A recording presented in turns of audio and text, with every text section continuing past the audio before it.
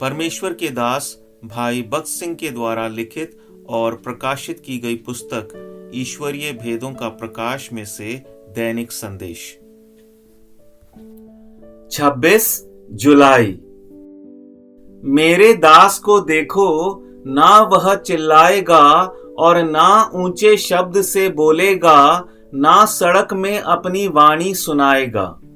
यशाया 42 अध्याय और उसका पहला और दूसरा वचन।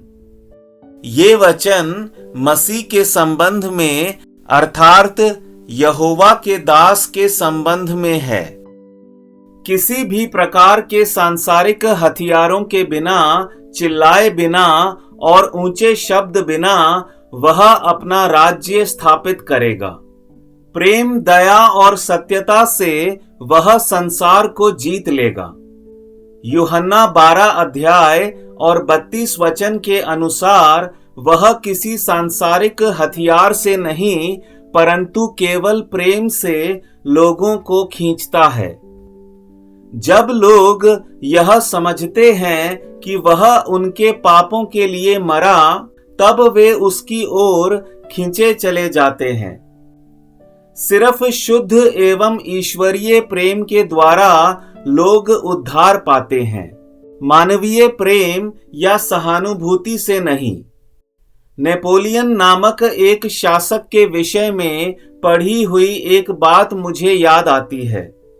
सेंट हेलेना नामक स्थान में जब नेपोलियन कैदी बना, तब उसने बाइबल पढ़ना शुरू किया।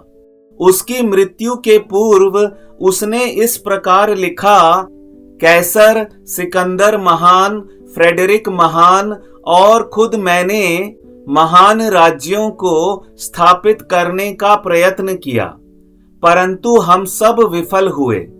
परंतु गलील के एक बढ़ई ने एक राज्य को स्थापित किया जो कभी भी टलने वाला नहीं, और इस बढ़ई ने अर्थात प्रभु यीशु ने मेरा दिल जीत लिया है। ये उसके अंतिम वचन थे। यशाया 52 अध्याय और उसके 13 से 15 में यही विचार हमें देखने को मिलता है कि दुखों को सहने के द्वारा और क्रूस के प्रेम के द्वारा परमेश्वर लोगों को अपनी ओर खींच रहा है।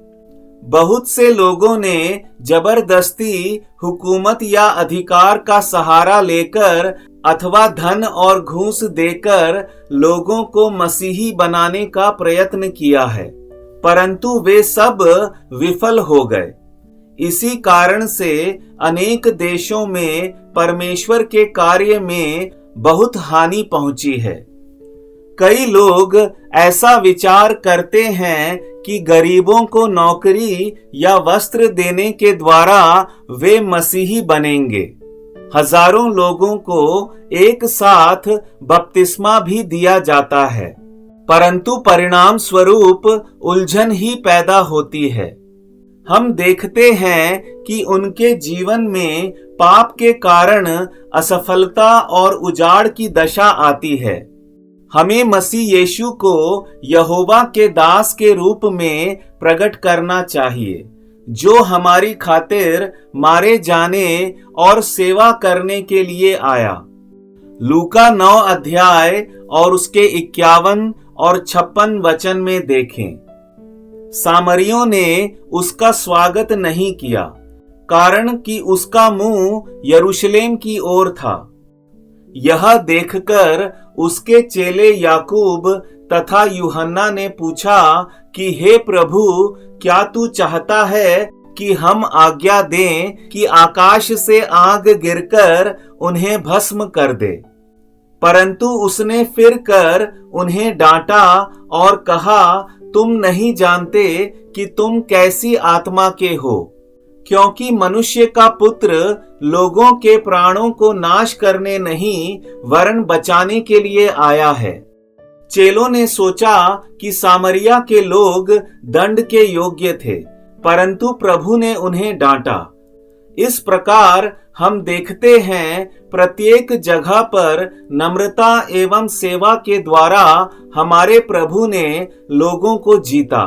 किसी सांसारिक तरीके के द्वारा नहीं, बल या अधिकार या धन दौलत के द्वारा नहीं। प्रभु आपको बहुतायत से आशीष दे।